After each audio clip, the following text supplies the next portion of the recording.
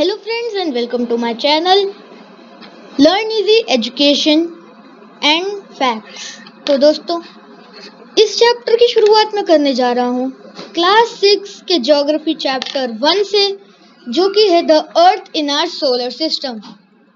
तो इस चैप्टर में मेनली जो है वो एम है वो स्टूडेंट्स को पढ़ाना है अर्थ के बारे में स्पेस के पर्सपेक्टिव से, मतलब अर्थ के नेबरिंग प्लैनेट्स, नेबरिंग सैटेलाइट्स, अर्थ का स्टार और यही सब। और मेनली इसमें पढ़ाया जाएगा इस लेक्चर में नाइट स्काई के बारे में। तो अब हम एक नजर डाल लेते हैं वर्ड वॉच पे। Words that would be frequently use, मतलब वर्ड्स जो कि इस लेक्चर में बहुत ज्यादा बार यूज हो सकते हैं, वो होंगे रोटेशन। रोटेशन तब होता है जब कोई चीज अपनी एक्सिस पे घूमती है। जैसे आप टॉप घुमाते हो या कोई बॉल घुमाते हो तो वो एक परमानेंट एरिया से घूमते रहती है, एक परमानेंट पॉइंट होता है। जैसे कभी आप कोई टॉप घुमाओ या फिर आपके पास फुटबॉल है तो फुटबॉल घुमाओ, फिर आपको लगता होगा कि एक पार्ट जो है अगर आप उस पे उंगली रखो तो बॉल उसके आसपास ऐसे घूम रही है। तो रोटेशन वो होता है जब कोई चीज अपनी एक्सिस पे घूमे हो, और एक्सिस वो चीज होती है जो किसी प्लैनेट के रोटेशन का सेंटर हो।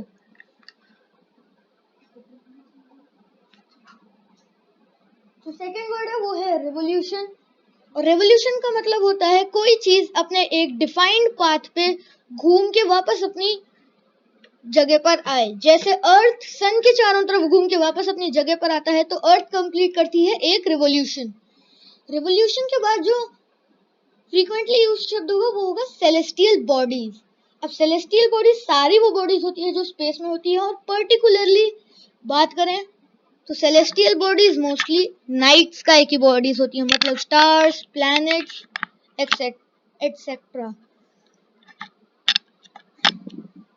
अब हम जाते हैं वर्ड ओरिजिन पे, जो आपकी बुक में दे रखा होगा, जो कि है जियो। अब जियो एक ग्रीक शब्द है, ये सारे ग्रीक शब्द हैं, और जियो का मतलब होता है अर्थ। अब जियो में आप लॉजी मिला दो, जिसका ओरिजिन शब्द है वो है लॉजिया, तो उसका मतलब होता है टू स्टडी अबाउट अर्थ, क्योंकि लॉजिया का मतलब होता है टू स्टडी। अब उसके बाद आप जियो में ग्राफी मिला दो, जिसका ओरिजिन शब्द है ग्राफिया, मतलब टू राइट। तो ज्योग्राफी हो जाता है जिसका मतलब होता है टू राइट अबाउट अर्थ या फिर अर्थ्स राइटिंग। उसके बाद अगर आप मेट्री मिला दो, जिसका ओरिजिन शब्द है मेट्रिया, जिसका मतलब होता है मेजरमेंट, तो जियोमेट्री का मतलब हो जाता है मेजरमेंट ऑफ अर्थ। और जो लास्ट शब्द है जिसका नाम है ऑइड, जो है ऑइड, जिसका ओरिजिन शब्द जो है वो है ऑइडस, जिसका मतलब होता है शेप। तो अगर आप जियो प्लस ऑइड मिला दो जियोइड, तो वो हो जाता है अर्थ का शेप। अब हम आगे चलते हैं।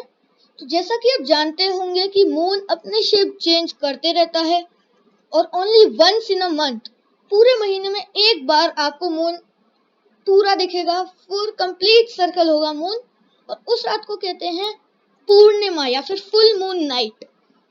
वहीं फुल मून नाइट के 15 दिन बाद ही होती है अमावस्या, जिसमें आपको मून बिल्कुल नहीं दिखता, और अमावस्या को कहते हैं न्यू या फिर नो मून लाइट। अमावस्या के दिन आपको मून नहीं दिखता, सिर्फ आपको स्टार्स और बाकी प्लैनेट्स जो अपनी स्टार्स की लाइट रिफ्लेक्ट कर रहे हैं सिर्फ वही दिखेंगे। और जैसा कि मैं आपको बता चुका हूँ, all the space objects are known as celestial bodies. अब हम चलते हैं आगे। तो मेनली जो है वो दो टाइप की सेलेस्टियल बॉडीज होती हैं। A stars. स्टार्स वो ऑब्जेक्ट्स होते हैं जिनके पास अपनी हीट और लाइट होती है, और अगर हम जनरल में लें तो वो प्लैनेट से बड़े होते हैं। और ऐसा ही एक स्टार है हमारा सन, जो कि अर्थ को हीट एंड लाइट प्रोवाइड करता है, जिसकी वजह से अर्थ पे लिविंग पॉसिबल है अर्थ पे। स्टार्स के बाद आते हैं प्लैनेट्स। जैसे हमारा अर्थ भी एक प्लैनेट ही है। प्लैनेट्स वो ऑब्जेक्ट होते हैं जिनके पास अपनी हीट और लाइट नहीं होती, वो स्टार्स पे डिपेंडेंट होते हैं हीट और लाइट के लिए। अब हम आगे चलते हैं। तो ये टेबल आपके पेज 3 पे दी हुई है। पर उससे पहले मुझे कुछ आपसे ओरली डिस्कस करना है। अब हमने ये तो बता दिया स्टार्स क्या होते हैं, पर अगर आप कभी नाइट स्काई पे देखो तो कुछ स्टार्स एक अमेजिंग पैटर्न बना रहे होते हैं। तो a group of stars making a certain pattern, मतलब स्टार्स का ग्रुप जो एक कोई शेप या फिर कोई पैटर्न बना रहा हो, उसको कहते हैं कॉन्स्टेलेशन। जैसे बिग बियर, अर्सा मेजर और Saptarishi. Saptarishi is one of the most easily recognisable constellation, मतलब सप्तऋषि को आप बड़ी आसानी से पहचान सकते हैं। अब हम चलते हैं इस टेबल की तरफ। इस टेबल में दिया हुआ है कि प्लैनेट्स की प्लेसमेंट वो कितना दूर है सन से, और प्लैनेट्स की कुछ कैरेक्टरिस्टिक्स, और इसके बाद हम इनके कुछ कुछ स्पेशल कैरेक्टरिस्टिक्स भी करेंगे जो इसमें नहीं है। तो इसमें बताया गया है मर्क्यूरी, जो कि सन से सबसे क्लोज प्लैनेट है, वो सन से 58 मिलियन किलोमीटर दूर है। मर्क्यूरी के बाद आता है वीनस, जो कि है सन से 108 मिलियन किलोमीटर दूर। वीनस के बाद जो थर्ड प्लैनेट आता है वो है हमारी अर्थ, जो कि है सन से 150 मिलियन किलोमीटर दूर। फिर अर्थ के बाद जो प्लैनेट आता है वो है मार्स, और मार्स 228 मिलियन किलोमीटर दूर है। अब मार्स के बाद और जुपिटर के पहले इन दोनों के बीच में एक बेल्ट पड़ती है, जिसमें बहुत सारे बड़े बड़े पीसेस ऑफ रॉक, बहुत सारी बड़ी चट्टानें सन के आसपास अपने डिफाइंड पाथ पर घूमते रहती हैं। अब जैसे मैंने कहा वो अपने डिफाइंड पाथ पर घूमते रहती हैं, तो इसका मतलब हो गया ये सन के आसपास रिवोल्यूशन करते रहती हैं। तो अब एस्ट्रॉइड बेल्ट के बाद आ गया हमारा जुपिटर। जुपिटर 778 मिलियन किलोमीटर दूर है सन से, और जुपिटर जैसा कि आप जानते होंगे सबसे बड़ा प्लैनेट है। जुपिटर के बाद आता है सैटर्न, जिसकी मोटी मोटी रिंग्स हैं। तो सैटर्न है 1427 मिलियन किलोमीटर दूर सन से। सैटर्न के बाद आता है यूरेनस, जो कि है 2869 मिलियन किलोमीटर दूर, और जो हमारा लास्ट प्लैनेट है वो है 4496 मिलियन किलोमीटर दूर, उसका नाम है नेपट्यून। तो दोस्तों अब हम, जैसा मैंने कहा था, हम इनकी कुछ कैरेक्टरिस्टिक्स डिस्कस करेंगे। तो सबसे पहले मर्क्यूरी। तो मर्क्यूरी की वन ऑर्बिट अराउंड सन, मतलब वन रेवोल्यूशन, तो वो पूरा होता है मर्क्यूरी का 88 डेज में। वहीं उसका वन रोटेशन या फिर कह लो one spin on its axis, वो होता है 59 डेज में। मतलब हम ये कह सकते हैं कि मर्क्यूरी बहुत धीरे घूमता है अपनी एक्सिस पे। मर्क्यूरी के बाद आता है वीनस, जिसका वन ऑर्बिट अराउंड सन होता है 255 डेज में, मतलब वन रिवोल्यूशन होता है 255 डेज में। वीनस का one spin on its axis होता है 243 डेज में। उसके बाद अर्थ। दोस्तों इस बीच में ही मैं आपको एक क्वेश्चन पूछने वाला हूँ, क्या हम ये कह सकते हैं कि रिवोल्यूशन होता है एक साल और रोटेशन होता है एक दिन? तो हाँ दोस्तों, ये बिल्कुल सही है, क्योंकि रिवोल्यूशन जब अर्थ पूरा एक राउंड सन के अराउंड कंप्लीट करके आ जाती है, उस वक्त होता है हमारा एक साल पूरा, और जब अर्थ अपनी एक्सिस पे घूम के वापस आती है तब हो जाता है एक दिन। तो अर्थ का जो ऐसे हमें पता है उसका एक साल होता है 365 डेज में, और one spin on its axis यानी कि उसका एक रोटेशन होता है एक दिन में, यानी 24 घंटे में। अर्थ के पास एक सैटेलाइट भी है जिसका नाम है मून। इसमें गलत लिखा हुआ है कि नंबर ऑफ मून्स, पर अर्थ के पास एक सैटेलाइट है। तो अर्थ के बाद आता है मार्स, जो कि अर्थ से थोड़ा सा छोटा है साइज में, जैसा कि आप इस टेबल में भी देख पा रहे होंगे। तो मार्स का वन ऑर्बिट अराउंड सन या फिर कह लो उसका वन रिवोल्यूशन और उसका एक साल होता है 687 डेज में, और मार्स का भी one spin on its axis यानी वन रोटेशन होता है एक दिन में। अर्थ जितना ही होता है उसका एक रिवोल्यूशन यानी एक दिन, एक रोटेशन, सॉरी। तो अब ये चार जो प्लैनेट्स हैं उन्हें कहते हैं इनर प्लैनेट्स, और ये सब बने होते हैं रॉक्स के। और ये जो चार प्लैनेट्स हैं इन्हें कहते हैं आउटर प्लैनेट्स। तो इनका सबसे इजी तरीका, अगर आपको कोई डायग्राम दिया हो तो या तो आप ऐसे याद कर सकते हो, पहले चार इनर, बाद के चार आउटर प्लैनेट्स, या फिर आप सीधा ये कर सकते हैं कि बीच में एस्ट्रॉइड बेल्ट है, एस्ट्रॉइड बेल्ट से आगे यानी एस्ट्रॉइड बेल्ट से ज्यादा पास जो प्लैनेट्स हैं सन के वो हो गए इनर प्लैनेट्स, और एस्ट्रॉइड बेल्ट के पीछे जो भी प्लैनेट्स हैं वो हो गए आउटर प्लैनेट्स। तो आउटर प्लैनेट्स जो हैं वो बहुत दूर होते हैं सन से, और वो मेनली गैसेस और लिक्विड से बने होते हैं। तो अब हम बात करते हैं जुपिटर की। तो जुपिटर का वन ऑर्बिट अराउंड सन होता है 11 साल 11 महीने, यानी करीब करीब 12 इयर्स में। वहीं उसका एक दिन या फिर एक स्पिन ऑन इट्स एक्सिस होता है 9 आवर्स 56 मिनट्स में। मतलब ये अर्थ से जल्दी अपनी एक्सिस पे एक बार रोटेशन कर लेता है। तो फिर इसके बाद जुपिटर के बाद आता है हमारा सैटर्न, जिसकी बहुत थिक और आइसी रिंग्स हैं। सैटर्न का वन ऑर्बिट अराउंड सन होता है 29 इयर्स 5 मंथ्स, और उसका one spin on its axis होता है 10 आवर्स 40 मिनट्स। अब दोस्तों इस टेबल में दिया हुआ है कि जुपिटर के मून्स अबाउट 53 हैं, और इसमें दिया हुआ है सैटर्न के मून्स ये भी अबाउट 53 हैं। पर दोस्तों इस बुक के छपने के बाद यानी बहुत बाद में एक रिसर्च आई है जिसमें सैटर्न के 20 और नए मून्स मिले हैं। तो सैटर्न के मून्स हो गए हैं 70 के करीब जो कि डिस्कवर्ड है, और सैटर्न बन गया है जिसके पास सबसे ज्यादा मून्स हैं। तो सैटर्न के बाद आता है यूरेनस, जो कि एक तरीके से स्पेशल प्लैनेट है, जो मैं इस टेबल को पढ़ने के बाद स्पेशल कैरेक्टरिस्टिक्स में बताऊंगा। तो यूरेनस जो है उसका वन ऑर्बिट अराउंड सन होता है 84 इयर्स में, और one spin on its axis होता है उसका 17 आवर्स 14 मिनट्स में। और यूरेनस के करीब 27 मून्स हैं, 27 यानी कि 27। अब नेपट्यून आता है। नेपट्यून लास्ट प्लैनेट है हमारे सोलर सिस्टम का, और नेपट्यून का वन ऑर्बिट अराउंड सन होता है 164 इयर्स का। वहीं उसका one spin on its axis होता है 16 आवर्स 7 मिनट्स का, और उसके करीब 13 मून है। तो दोस्तों अगर आपकी टीचर आपसे कहे कि डिफरेंशिएट करो आउटर प्लैनेट्स इनर प्लैनेट्स में,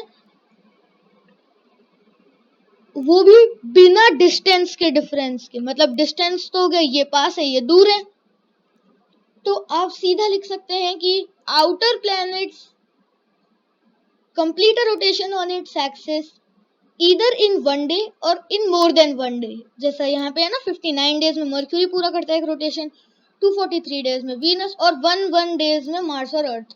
तो ईदर वन डे और मोर देन वन डे।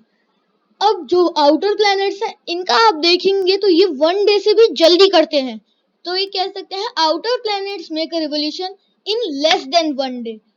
अब हम चलते हैं स्पेशल कैरेक्टरिस्टिक्स की तरफ। तो दोस्तों मर्क्यूरी एक ऐसा स्पेशल प्लैनेट है जो सन के बहुत पास है, और उसका जो एक साइड होता है जो सन की तरफ फेस करता है, उसका जो टेम्परेचर होता है वो 200 से 400 डिग्री सेल्सियस तक चले जाता है। वहीं जो उसका दूसरा साइड होता है जो सन को फेस नहीं कर रहा होता, उसका जो टेम्परेचर होता है वो -243 डिग्री सेल्सियस तक भी चला जाता है। अब दोस्तों इसके दो रीजन हो सकते हैं। एक, ये रोटेट बहुत धीरे करता है, तो जो एक साइड होगी उसे, जैसे एक साइड है वो सन से बहुत तेज हीट होके उल्टी हुई है, तो उसे बहुत ज्यादा टाइम मिल जाएगा कूल होने के लिए, और जब वो फिर से जाएगी तो वो एकदम कूल होगी वो साइड। और फिर चलते हैं वीनस, जो कि है हॉटेस्ट प्लैनेट। अब दोस्तों लॉजिक से तो मर्क्यूरी होना चाहिए क्योंकि वो सबसे पास है, पर मर्क्यूरी के पास थोड़ा सा भी एटमॉस्फेयर नहीं है जिससे उसकी हीट अंदर ही रहे। वहीं जो वीनस है उसके पास अपना एक एटमॉस्फेयर है, पर वो एटमॉस्फेयर बना है हार्मफुल गैसेस से। पर उन गैसेस के जो जहरीले क्लाउड होते हैं वो इसके वोल्केनोस से निकली हीट को अंदर ही रखते हैं प्लैनेट के। मतलब वो सारी हीट प्लैनेट के अंदर ही चले जाती है। जैसा कि आपने देखा होगा प्रेशर कुकर में जब आप ढक्कन लगा देते हो तो तब थोड़ी देर तक गर्म हवा नहीं आती बाहर, तो वो फिर प्रेशर बिल्ड होने लग जाता है उसके प्रेशर कुकर के अंदर, फिर एकदम से सीटी बजती है। तो वीनस के बाद आ गया अर्थ।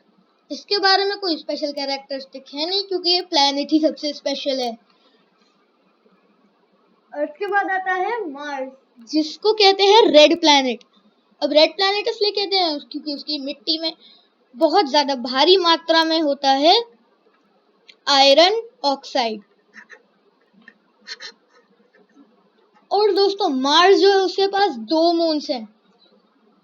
और ये तो देखिए अर्थ मार्स से बड़ी है, पर तब भी अर्थ के पास 1 मून है। वहीं मार्स अर्थ से छोटा है, तब भी उसके पास 2 मून है, फोबोस और डियामोस।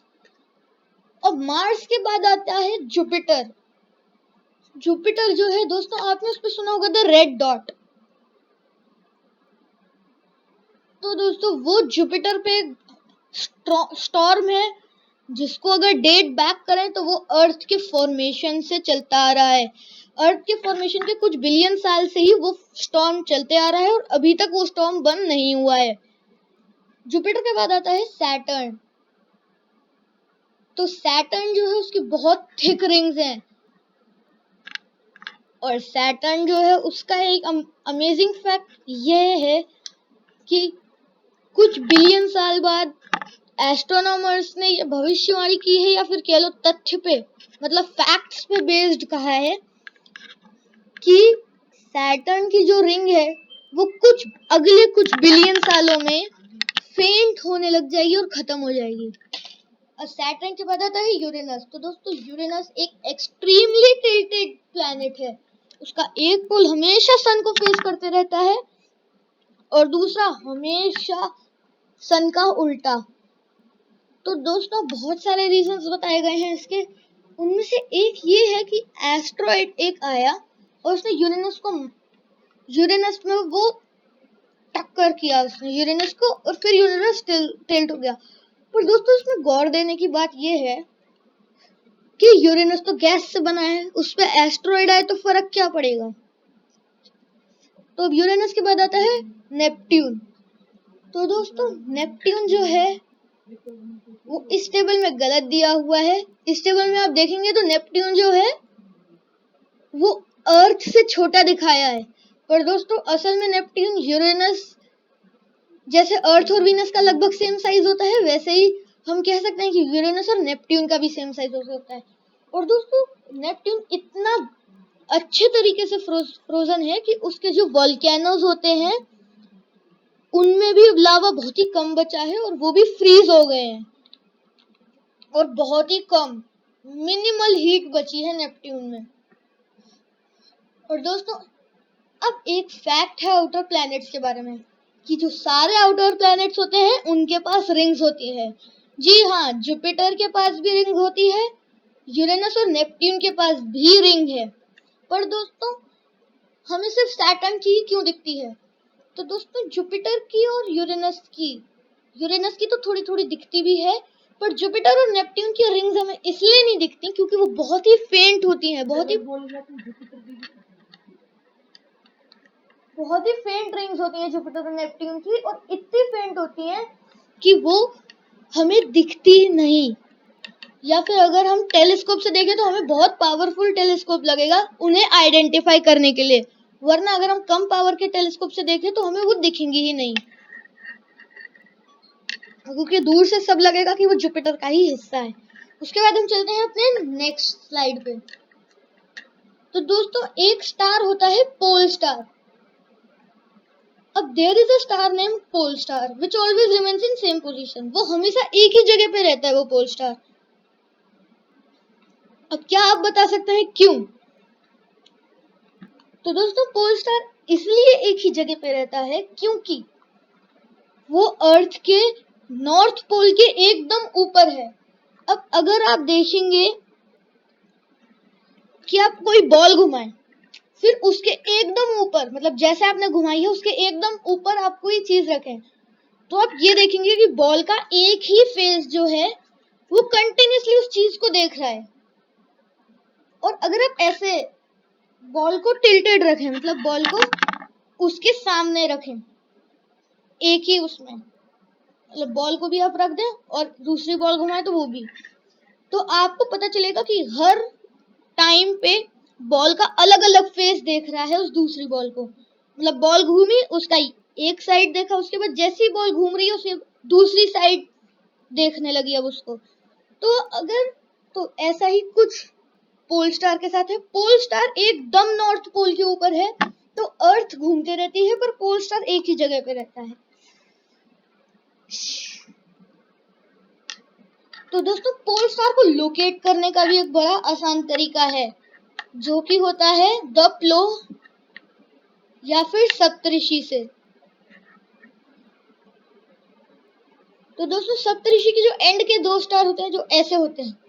सप्तऋषि में वैसे ये लाइन नहीं मानी जाती, ये बिग बियर में मानी जाती है और द उर्सा माइनर में मानी जाती है, द प्लो में मानी जाती है, मतलब ये वाली लाइन जो है, पर ये नहीं मानी जाती सप्तऋषि में, और ये भी नहीं।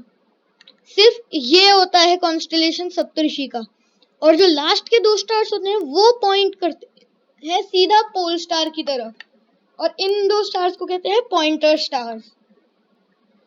अब चलते हैं हम नेक्स्ट की तरफ। तो दोस्तों अब आगे हम क्वेश्चंस, इस लेक्चर में इतना ही, तो अब इसका क्वेश्चंस पूछते हैं। तो tell the distance between Mars and सन।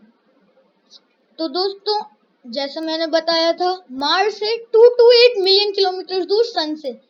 अब अगर हम कहें tell the difference of distance between Mars and Earth, तो दोस्तों अर्थ है 150 मिलियन किलोमीटर अवे सन से और मार्स है 228।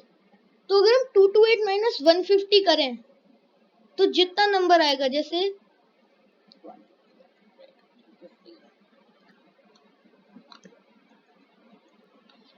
जैसे हमने घटाए उससे, तो जो भी नंबर आएगा 228 माइनस 150 का, तो उतने मिलियन किलोमीटर दूर हुआ अर्थ और मार्स का डिस्टेंस बीच में, बिटवीन। अब अब tell the difference between the outer planets and inner planets at least 2। तो दोस्तों अब मैंने बताया था आपको कि टीचर अगर कहे कि एटलीस्ट 2 या फिर not on the basis of distance, तो अब मैं बताता हूँ आप क्या लिखेंगे इसमें। सबसे पहला तो हो गया गैस और रॉक वाला और नियर फार वाला, ये सब एक ही, गैस और रॉक या फिर नियर फार वाला। उसके बाद आप एक ये भी कह सकते हैं कि one spin on its axis in the inner planets is either 1 day और मोर देन 1 डे।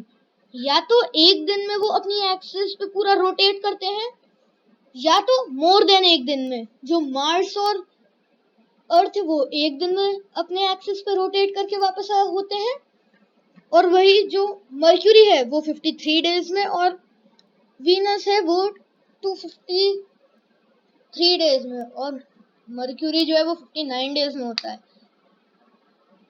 और जो आउटर प्लैनेट्स होते हैं उनका वन रोटेशन होता है लेस देन 1 डे में, लेस देन 24 आवर्स में, हम देख चुके हैं ये। अब ये आया why is the pole star always at one place या फिर इन वन प्लेस। तो मैंने बताया it is situated just above the North Pole, वो नॉर्थ पोल के एकदम ऊपर है, इस वजह से वो हमेशा एक जगह ही रहता है। अब tell the difference between planets and stars at least 2। तो दोस्तों सबसे पहले तो हो गया लाइट और हीट का। अब दोस्तों लाइट और हीट एक ही पॉइंट होंगे, क्योंकि सन की लाइट पड़ेगी तो उससे हीट जनरेट होगी। इसे आप अलग नहीं लिख सकते कि stars have light, stars have their own heat, ऐसे नहीं लिख सकते आप। तो पहला तो हीट एंड लाइट का हो गया, planets do not have their own heat and light and stars do have their own heat and light. दूसरा है वो हो गया कि in general stars are bigger than planets. अब दोस्तों अब हम चलते हैं कुछ फन फैक्ट्स पे, जो कि इस लेक्चर से रिलेटेड होंगे और आपको भी इजी और अच्छे लगेंगे वो फैक्ट्स। तो दोस्तों पोल स्टार जो है वो 434 लाइट ईयर्स अवे है अर्थ से।